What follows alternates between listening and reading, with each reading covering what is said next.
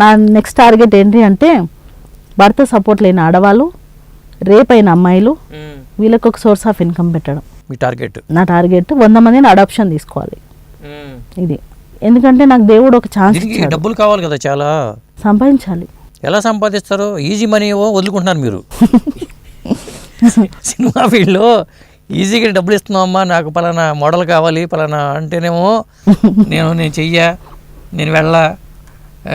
అంటే నేను మీకు ఒక క్వశ్చన్ ఇస్తాను, అంటే అలానే డబ్బులు సంపాదించగలమా? ఇంకా వేరే వేస్ లేవా డబ్బులు సంపాదించడానికి?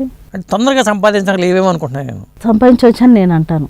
నన్నే తీసుకోండి. నీతిగా మనం సంపాదించిన వాడు, నేను చాలామంది చూస్తున్నాను, నీతిగా ఉన్నవాడు వాడు అప్పుల్లో ఉంటాడు.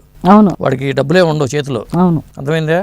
అవినీతిగాను అడ్డదారిలో వెళ్ళేవాడు వాడు BMW కార్లో తిరుగుతుంటాడు హ్యాపీగా. నీతిగా ఉండేవాడు బియ్యానికి డబ్బులు లేకుండా ఉంటాడు. తేడా ఉంది కదా, బియ్యానికి డబ్బులు లేని పరిస్థితికి BMW తిరిగేదానికి చాలా తేడా ఉంది. చాలా తేడా ఉంటుంది. కానీ ఆ BMW తిరిగే వాళ్ళకి ఎక్కువ రోజులు ఉండదు. అది పర్సనల్గా నేను నమ్ముతాను. అదే బియ్యం లేనోడికి ఇంకో రోజు కష్టపడితే బియ్యం వస్తుంది.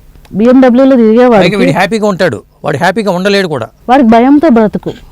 BMW తిరుగుతాడు కానీ ఆ సంపాదించిన డబ్బులు అంతా ఎక్కడ పెడతాడు? హాస్పిటల్లో పెడతాడు. ఏదో ఒక రోగం వస్తుంది, ఏదో బీపీఓ, ఏదో ఒకటి ప్రెషర్ ఏదో పెరుగుతుంది. సో BMW తిరిగి హాస్పిటల్కే పోవాలి. అదే బియ్యం లేనాడు ఏం చేస్తాడు? నెక్స్ట్ డే అయినా కడుపు నిండా తిని ఇంట్లో కూర్చుంటాడు. సో అది తేడా ఉంటుంది. మన కర్మ అనేది మనం ఏం చేస్తే మనకు అది రిఫ్లెక్ట్ అవుతుంది. కాబట్టి మనం నిజాయితీగా సంపాదిస్తే ఆ డబ్బు మన దగ్గర నిలబడుతుంది.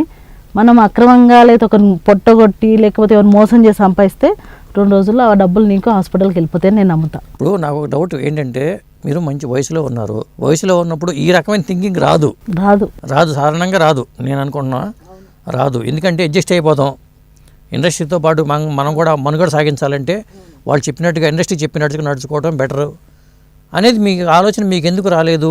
అంటే అది చిన్నప్పటి నుంచి ఒక బాధ్యతతో ఉన్నా నేను. అంటే ఇంట్లో ఉన్నప్పుడు ఫ్యామిలీ వాళ్ళు చూసుకునేవాళ్ళు. ఇప్పుడు పిన్ని, అన్నలు, తమ్ముళ్ళు వీళ్ళు చూసుకునేవాళ్ళు. ఎప్పుడైతే వాళ్ళు కాదని బయటకు వచ్చి సింగిల్గా బతకడం స్టార్ట్ చేశానో, సో నా లైఫ్ నేనే చూసుకోవాలి. ఆ టైంలో నేను డిబేట్ అయ్యేదానేమో, బట్ ఒక ఫౌండేషన్లో జాయిన్ అయ్యా. అప్పుడు నాకు సోర్స్ లేకుండా ఒక ఫౌండేషన్లో జాయిన్ అయ్యా.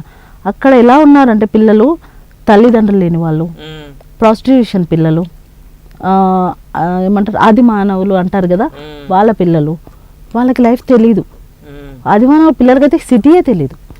నేను అక్కడ టీచర్గా జాబ్ చేశాను. అక్కడ టీచర్గా జాబ్ చేసినప్పుడు వాళ్ళతో నేను నేర్చుకున్నా ఏమని, ఎవ్వరూ లేకపోతే లైఫ్ ఇది. సో మనం కరెక్ట్గా వెళ్తా. అంటే నేను యంగ్లో ఉన్నప్పుడు నా అట్లా ఆలోచించకూడదు, బట్ నా పరిస్థితులు నన్ను ఆలోచించేలాగా చేశాయి. ఇప్పుడు నేను ఒక బాయ్ ఫ్రెండ్ చేసుకున్నాను.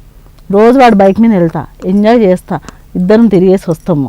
ఎండ్ ఆఫ్ ది డే వచ్చేసి నన్ను డ్రాప్ చేసి వెళ్ళిపోతాడు. వాడు నన్ను పెళ్లి చేసుకుంటాడు లేదా పక్కన పెట్టండి, ఎంజాయ్ అయితే చేస్తాం.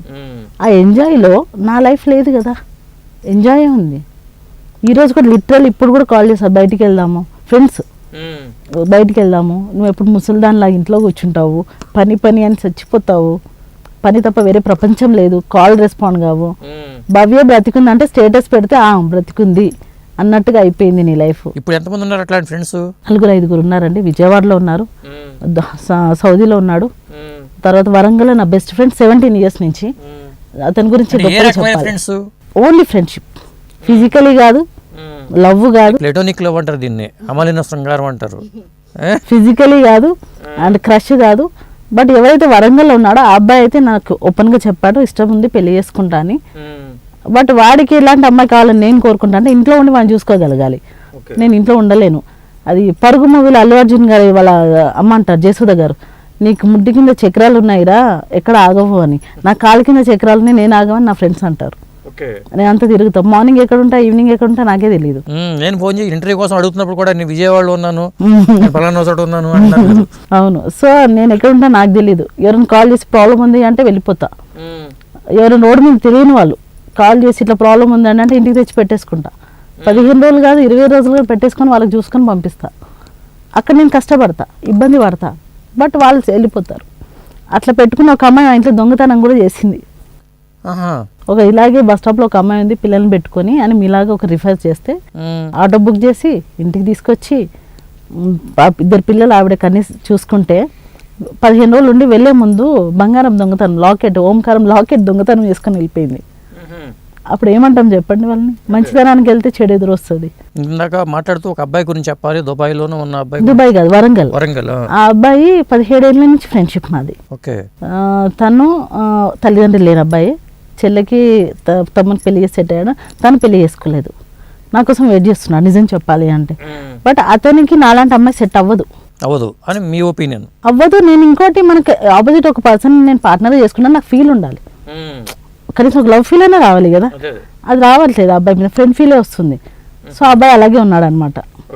ఇంక 2-3 ఉన్నారు కానీ లాస్ట్కి ఇంక వేస్ట్, మాకు రాదు. ఎట్లా ఉందంటే ఏదో సినిమాలో వెంకటేష్ను, ఏదో సినిమా ఉంది ఇప్పుడు, తరుణ్ను నువ్వే కావాలి సినిమాలో తరుణ్ను రిచా, అది కూడా ప్రేమ అలాంటి తర్వాత వాళ్ళు వ్యక్తం చేసుకుంటారు. కానీ ఇక్కడ వాడికి ఉంది. చిరంజీవిను సినిమా, చిరంజీవి కూడా ఇట్లాంటి సినిమా ఒకటి ఉంది, వెంకటేష్దే ఉంది, మిత్రుడు.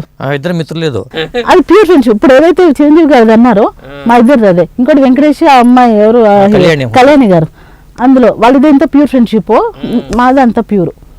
అండ్ సిద్ధార్థ మన శృతి హాసన్ గారు తీశారు, అలా ఆ ప్యూర్ ఫ్రెండ్షిప్. అంటే ఒకరి మీద ఒకరు ఫీలింగ్స్ లేవు అని కాదు, అతనికి ఉన్నాయి, నాకు లేవు. నాకు ఇప్పుడు నేను ఒక పార్ట్నర్తో నేను వెళ్ళాలి అంటే నాకు ఫీల్ రావాలి. ఫీల్ లేకుండా లైఫ్ లాంగ్ ఒక మనిషి ఎలా ఉంటామండి, అడ్జస్ట్ అవ్వలేము కదా. మరి సినిమా ఫీల్డ్ లో ఎంతమంది మోడల్స్ అడ్జస్ట్ అయిపోతున్న వాళ్ళు ఉన్నారంటున్నారు కదా మీరు? అంతమంది మోడల్స్, నాకు ఒక సెంటిమెంట్ ఉంది. నాకన్నా 1 డే చిన్న, నాకన్నా చిన్నోడు తమ్ముడు. నాకన్నా చిన్నతో నేను అసలు థాట్ కూడా తెచ్చుకోలేను. నాకన్నా పెద్దోడు ఉండి నాకు ట్రై చేస్తా, బట్ ఎవరు ట్రై చేయలేదు, భయపడుతున్నారు. ఏం చేయాలి? నాకు ఎవరు ట్రై చేయట్లేదు. నేనే అనుకుంటున్నాను నాకు ట్రై చేయండి రా నాయన అని, ఎవరు రావట్లేదు. మరి ఏం చేద్దాం? ఎవరైనా వచ్చినప్పుడు ఆలోచిద్దాం.